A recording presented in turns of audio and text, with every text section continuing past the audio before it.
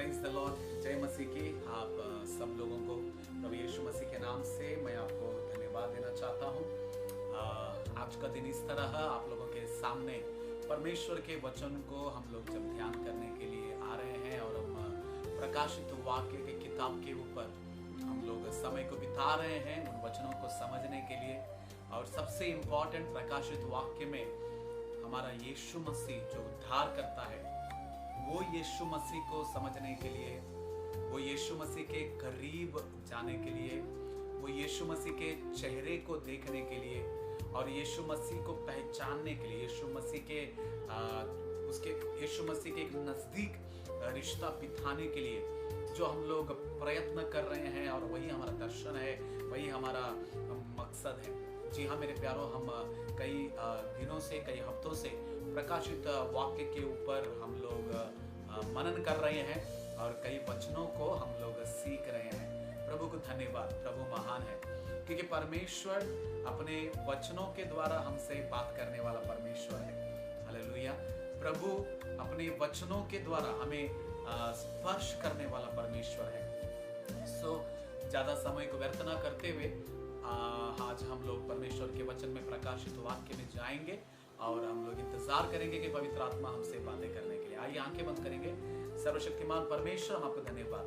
आज का दिन प्रकाशित वाक्य 7वां अध्याय में जब हम लोग मनन कर रहे हैं, पवित्र आत्मा आप हमसे बातें करें, आपकी उपस्थिति हमारे बीच में रहे और आपकी आवाज को सुनने के लिए हमारे कानों को खोलने के लिए हम विनती करते हैं। सारी आदर में आपको देते हैं, यीशु के नाम से मांगते हैं, आमीन। Praise the Lord. मेरे प्यारो, मैं विश्वास करता हूं कि आप लोग रोज बाइबल को पढ़ रहे हैं और खास रीति से जब हम लोग प्रकाशित वाक्य को जब हम लोग मनन कर रहे हैं, हमें प्रकाशित वाक्य को पढ़ना जरूरी है क्योंकि बारंबार मैं आप लोगों को याद दिलाता रहता हूं, प्रकाशित वाक्य 1 अध्याय 3 वचन, इस भविष्यवाणी की किताब को पढ़ने वाला, इस भविष्यवाणी की किताब को सुनने वाला और उसको अपने जीवन में अमल करने वाला धन्य है, आशीषित है, आशीषित है।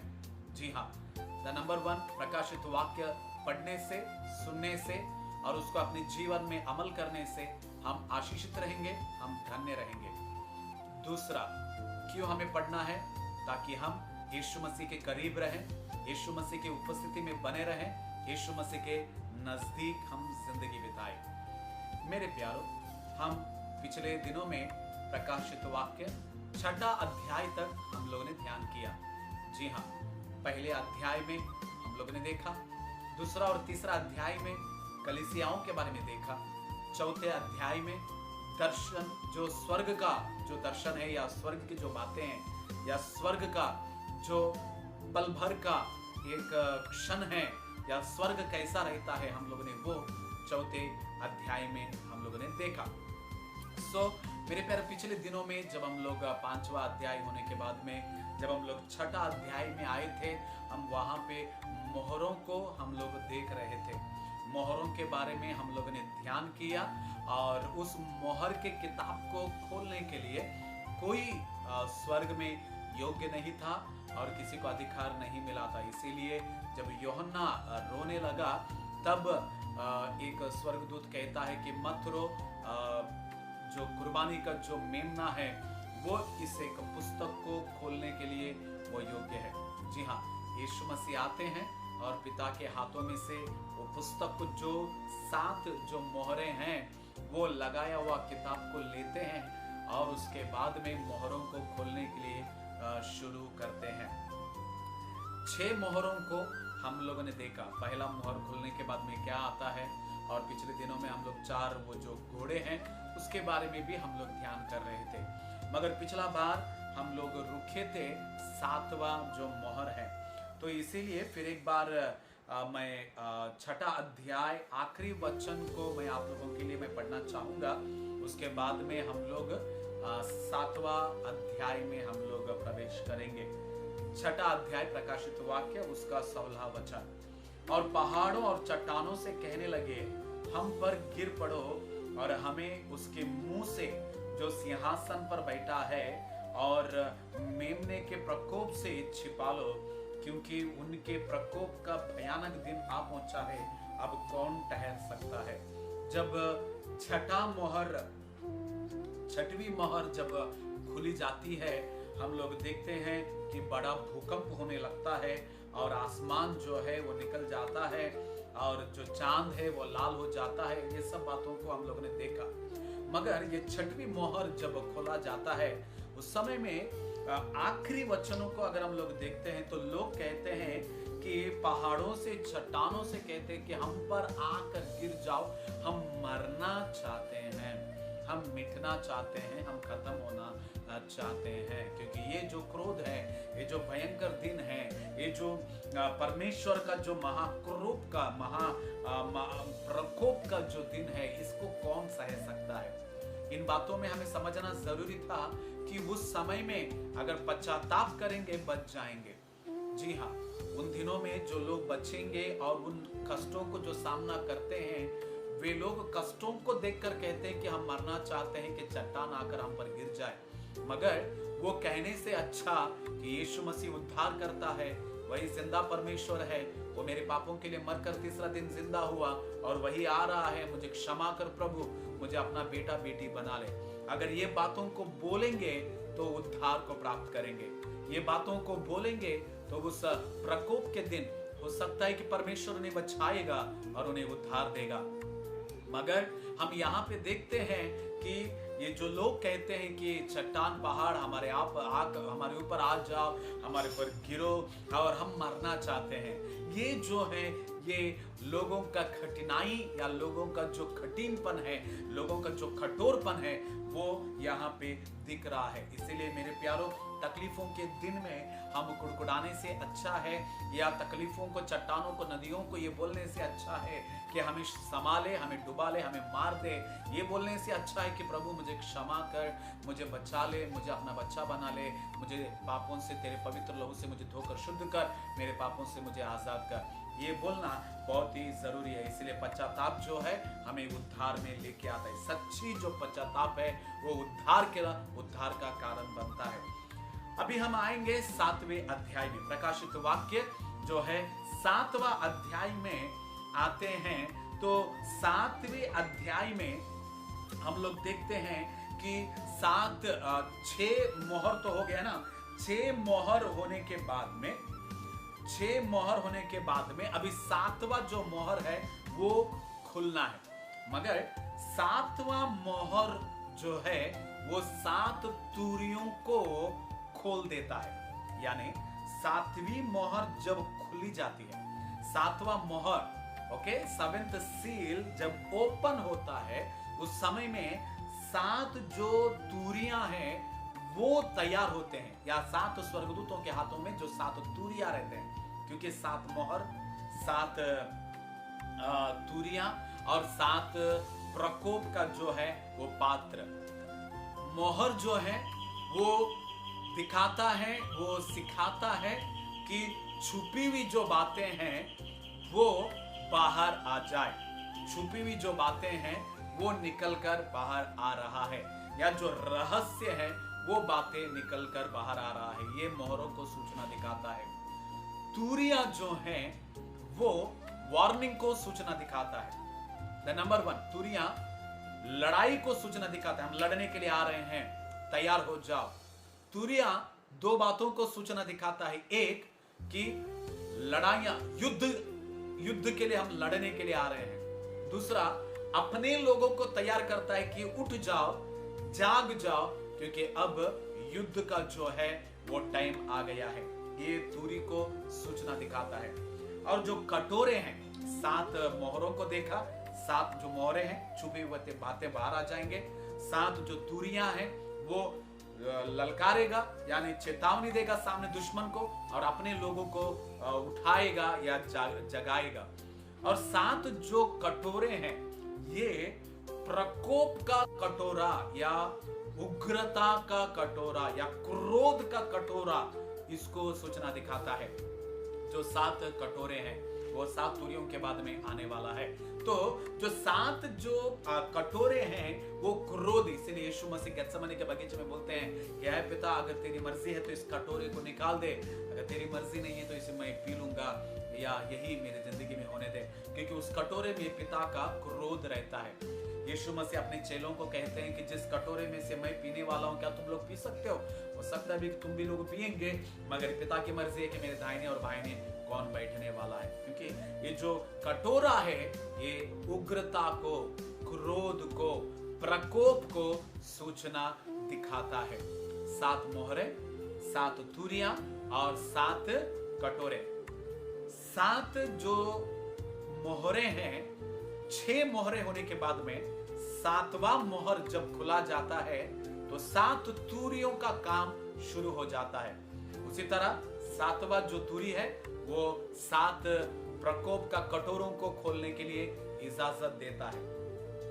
तो तीनों बातों को हमें समझना बहुत ही जरूरी है। फिलहाल के लिए हम लोगों ने पिछला बार भी देखा था कि 7 जो मोहरों में हम लोगों ने 2 भाग किया था। जो 4 जो मोहरे हैं वो स्वर्ग धरती के ऊपर जो बातें हो रहा है, धरती के ऊपर जो महाकाल महाक्रोध प्रकोप जो होने वाला है, जो भयंकर जो दिन धरती पर होने के लिए जा रहा है, वो 4 मोहरे वो बताएगा। और जो 2 मोहरे जो हैं वो स्वर्ग में, आकाश में, आसमान में जो बातें हो रही है या आसमान में जो भयंकर दिन होने वाला है उसके बारे में जो 2 मोहर है वो बोलेगा। उसी तरह तूरी में भी जब हम लोग देखते हैं कि 4 जो तूरियां हैं वो धरती के ऊपर कौन सा भयंकर दिन होने वाला है या कौन सा तांडव जो है धरती के ऊपर मचाने वाला है, वो जो 4 तूरियां बताएंगे।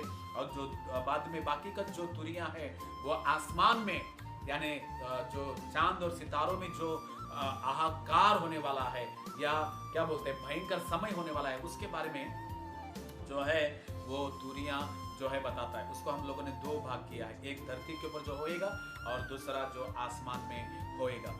अभी हम लोग 7वां अध्याय में आएंगे। 6ठा अध्याय में जो है वो मोहरों के बारे में देखा।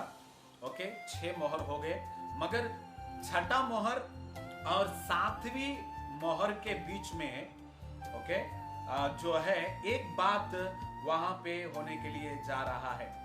ओके, हम लोग पढ़ेंगे, ठीक है। 6ठी मोहर और 7वीं मोहर के बीच में कुछ बातें वहां पे होने के लिए जा रहा है, वो हम लोग देखेंगे। प्रकाशित वाक्य 7वां अध्याय। इसके बाद मैंने पृथ्वी के चारों कोनों पर 4 स्वर्गदूत खड़े देखे। वे पृथ्वी की चारों हवाओं को थामे हुए थे ताकि पृथ्वी या समुद्र या किसी पेड़ पर हवा न चले। फिर मैंने एक और स्वर्गदूत को जीवित परमेश्वर की मोहर लिए हुए पूरब से ऊपर की ओर आते देखा। उसने उन 4 स्वर्गदूतों से, जिन्हें पृथ्वी और समुद्र की हानि करने का अधिकार दिया गया था, ऊंचे शब्द से पुकार कर कहा, जब तक हम अपने परमेश्वर के दासों के माथे पर मोहर न लगा दे तब तक पृथ्वी और समुद्र और पेड़ों को हानि न पहुंचाना। जिन पर मोहर दी गई मैंने उनकी गिनती सुनी, अर्थात इजराइल की संतानों के सब गोत्रों में से 1,44,000 पर मोहर दी गई। 5वां वचन और 6ठा वचन, 7वां वचन में अगर हम लोग देखते हैं तो वहां पे 12 इजराइल के गोत्र से, एक गोत्र से 12,000 लोगों का नाम लिया गया है। 12,000 is equal to 12 into 12 is equal to 1,44,000, 1,44,000 लोगों को हम लोग देखते हैं, जिन लोगों को 12 गोत्रों से वो नाम लिया गया है। और वो बाकी के जो 3 वचन में है 12 गोत्रों का नाम लिया गया है। हर गोत्र से 12,000 लोगों को लिया गया है। मैं उसके बारे में मैं आप लोगों को बताऊंगा, मगर हम लोग आगे बढ़ेंगे। इसके बाद मैंने दृष्टि की और देखो, हर जाति, हर कुल और लोग, भाषा में से एक ऐसी बड़ी भीड़ जिसे कोई गिन नहीं सकता, श्वेत वस्त्र पहने और अपने हाथों में खजूर की डालियां लिए हुए सिंहासन के सामने और मेमने के सामने खड़ी है और बड़े शब्द से पुकार कर कहती है, उद्धार के लिए हमारे परमेश्वर का जो सिंहासन पर बैठा है और मेमने का जय जयकार हो। और सारे स्वर्गदूतों से सिंहासन और प्राचीन और चारों प्राणियों के चारों ओर खड़े हैं। फिर वे सिंहासन के सामने मुंह के बल गिर पड़े और परमेश्वर को दंडवत करके कहा, आमीन। हमारे परमेश्वर की स्तुति और महिमा और ज्ञान और धन्यवाद और आदर और सामर्थ और शक्ति युगानुयुग बनी रहे। आमीन, आमीन, आमीन, आमीन, आमीन। Praise the Lord. तो हम लोग इस एक 7वें अध्याय में ऐसा एक घटना हो रहा है, हम वो देखने के लिए जा रहे हैं। अभी छठा मोहर और 7वीं मोहर के बीच में कुछ बातें हो रही है, वो मैं आप लोगों को इस एपिसोड में मैं बताने के लिए मैं कोशिश करूंगा और हम परमेश्वर के वचनों में ध्यान करेंगे, क्योंकि 8वां अध्याय जो है वो 7वीं मोहर खोला जाएगा। छठा अध्याय में 6 मोहरें खुल गए, 7वीं अध्याय में छठा और 7वां मोहर के बीच में जो हुआ है वो बताएगा, और 8वां अध्याय में 7वीं मोहर खुल जाएगा। मेरे प्यारो सुन लीजिए, ये 7वें अध्याय में क्या होता है कि पूरा दुनिया के ऊपर, ग्लोबल है ना, पूरा दुनिया है ना, पूरा दुनिया के चारों ओर 4 स्वर्गदूत खड़े रहते हैं। 4 स्वर्गदूत क्या करने के लिए? धरती का सर्वनाश करने के लिए, धरती के ऊपर भयंकर परमेश्वर का क्रोध उंडेलने के लिए। क्यों धरती के ऊपर परमेश्वर का क्रोध आ रहा है? क्योंकि लोगों ने यीशु मसीह को धिक्कारा, यीशु मसीह को स्वीकार नहीं किया, यीशु मसीह के वचन के विरोध बात किया, या यीशु मसीह के रास्ते पे नहीं चले, उसको स्वीकार नहीं किया, उद्धार को ठुकराया। उसके वजह से धरती के ऊपर परमेश्वर का एक प्रकोप जो है वो आ गया है, और उसके वजह से ही धरती का अंत हो जाएगा। तो 4 स्वर्गदूतों को वो अधिकार दिया गया है ये धरती को सर्वनाश करने के लिए।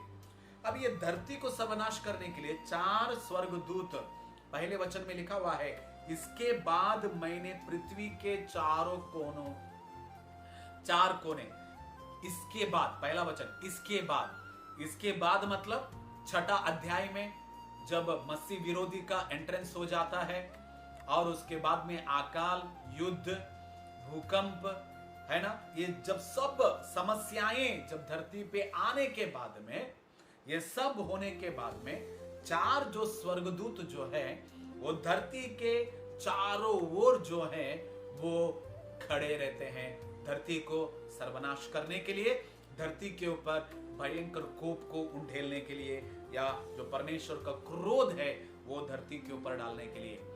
मगर वो चारों लोग वो काम करने ही वाले थे, जस्ट अभी स्टार्ट करने ही वाले थे। वचन कहता है कि फिर मैंने एक और स्वर्गदूत को जीविते परमेश्वर की मोहर लिए हुए, 4 तो खड़े थे, मगर और एक जो स्वर्गदूत है वो जीविते परमेश्वर के पास एक मोहर, एक सील। बाइबल में कई सीलों को हम लोग देखते हैं, कई मोहरों को देखते हैं। उत्पत्ति में हम लोग देखते हैं कि कैन और हेबेल की जिंदगी में कैन को जो है वो मोहर लगता है, परमेश्वर उसको मोहर लगाते हैं ताकि उसको कोई न मारे। हिजकेल में भी हम लोग देखते हैं कि वहां पे लिखा हुआ है, वहां पे भी कुछ लोगों को मोहरे लगाया जाता है कि वहां पे परमेश्वर का क्रोध उनके ऊपर न आने के लिए। और हमको भी आज मोहर है, यीशु मसीह का लहू का मोहर है ना। इजिप्ट में भी देखते हैं, इस्राएल के घरों के ऊपर ये मेमने का जो लहू का जो मोहर लगाया गया था, मौत उनके अंदर नहीं आया था। तो इस तरह बाइबल में कई मोहरों को हम लोग देखते हैं। मगर 7वें अध्याय में जो 5वां स्वर्गदूत, 4 स्वर्गदूत तो धरती के चारों ओर खड़े हैं धरती के ऊपर प्रकोप को डालने के लिए, एक और स्वर्गदूत जीविते परमेश्वर के पास एक मोहर को लेके आ रहा है, कुछ लोगों को मोहर लगाने के लिए। कितने लोगों को? आगे हम लोग नंबर्स देखते हैं, 1,44,000। आगे ही वचन क्लीन लिखा हुआ है, उन वचनों को हमको ज्यादा गड़बड़ करने की कोई जरूरत नहीं है कि ये क्या रहेगा, इसका राज क्या है। नहीं, इजराइल के हर गोत्र से 12,000 लोगों को चुना है। 12,000 हर गोत्र से, 12 गोत्र 1,00,000 1,44,000 यानी 1,44,000 जो लोग थे। अभी नंबर 1 हमने देखा कि ये 1,44,000 कौन थे। ये 1,44,000 इजराइल में थे, यहूदी लोग थे। याद रख लेना, इजराइल से थे, यहूदी लोग थे। द नंबर 2, ये 1,44,000 कौन थे। ये लोग मसीह विरोधी के काल में, यानी 7 साल जो तकलीफों का, ट्रिबुलेशन का जो साल है, उस एक पीरियड में, तकलीफों के बीच में, महाक्लेशों के बीच में यीशु मसीह के ऊपर विश्वास करते हैं। क्योंकि ये 7 साल जो है, ये महाक्लेश का जो साल रहता है। 3.5 साल जो था, जो रहता है, वो क्लेश रहेगा। बाकी का जो 3.5 साल रहेगा वो महाक्लेश रहेगा। मगर ये 7 साल के पहले ही जो प्रभु के ऊपर विश्वास करते हैं, आत्मिक लोग, परमेश्वर के रास्ते पे चलते हैं, वचन में बने रहते, यीशु के लहू के द्वारा धुले हुए लोग, ये जो कलीसिया है उठा लिया जाएगा। मगर जो वचनों में नहीं रहते हैं, यीशु मसीह के ऊपर विश्वास कर कर भी आत्मिक जीवन जो नहीं जीते हैं, वे लोग ये 7 साल में रहेंगे। और जो इजराइल में जो लोग रहेंगे, वे लोग इन क्लेशों में यीशु मसीह के ऊपर विश्वास करेंगे, अपना जीवन यीशु मसीह को दे देंगे और वे लोग उद्धार को प्राप्त करेंगे। वो जो लोग रहेंगे वो 1,44,000 लोग रहेंगे। कई लोग बोलते हैं, जैसा यहोवा विटनेस लोग बोलते हैं कि वो 1,44,000 हमारे लोग हैं। गलत हैं। वे लोग पक्का 100% यहूदी इजरायली रहेंगे और महाक्लेशों के बीच में उद्धार में आए हुए लोग रहेंगे। और वे लोग यीशु मसीह के विश्वास किया हुआ लोग रहेंगे और उनके द्वारा एक बड़ा सेवकाई, बेदारी का सेवकाई, रिवाइवल का सेवकाई, एवेंजलिज्म का सेवकाई, ये 144,000 जो लोग हैं वे लोग करेंगे और उनके द्वारा एक बड़ी भीड़ यीशु मसीह के पास आएगा। 7वां अध्याय में 3 बातों को देखते हैं। 4 स्वर्गदूत धरती को नाश करने के लिए तैयार रहते हैं। 5वां स्वर्गदूत परमेश्वर के पास मोहर को लेके आता है ताकि इस महाक्लेश में जो यहूदी इजरायली लोग यीशु मसीह के ऊपर विश्वास किया, प्रभु को नहीं छोड़ा, महाक्लेश में अपना जीवन यीशु को दिया, उनको यह मोहर लगाने के लिए। प्रकाशित वाक्य 13 अध्याय में वो मसीह विरोधी का मोहर है, एंटी क्राइस्ट का एक मोहर है, वो अलग है। वो हम लोग 13 अध्याय में देखेंगे। वो क्या बोलते हैं, वो मोहर कैसा रहेगा और वो किसको कौन लगा लेगा। मगर ये जो मोहर है, ये मोहर जिसको लगेगा, ये वो बचा रहेगा, वो धरती के महाक्लेश में बचाएगा, भयंकर नाश में परमेश्वर बचाएगा। याद रख लेना, 7वां अध्याय में 1,44,000 लोगों को जो मोहर लगेगा, वे लोग प्रभु के प्रकोप का दिन बचेंगे। 13 अध्याय में जिनको एंटी क्राइस्ट का मोहर लगेगा, वे लोगों को कोई भी बचा नहीं सकता, परमेश्वर का क्रोध उन लोगों के ऊपर आ जाएगा। 7वें अध्याय में 1,44,000 लोग, उनको स्वर्गदूत आता है, उनको मोहर लगाता है ताकि जब इस 4 स्वर्गदूत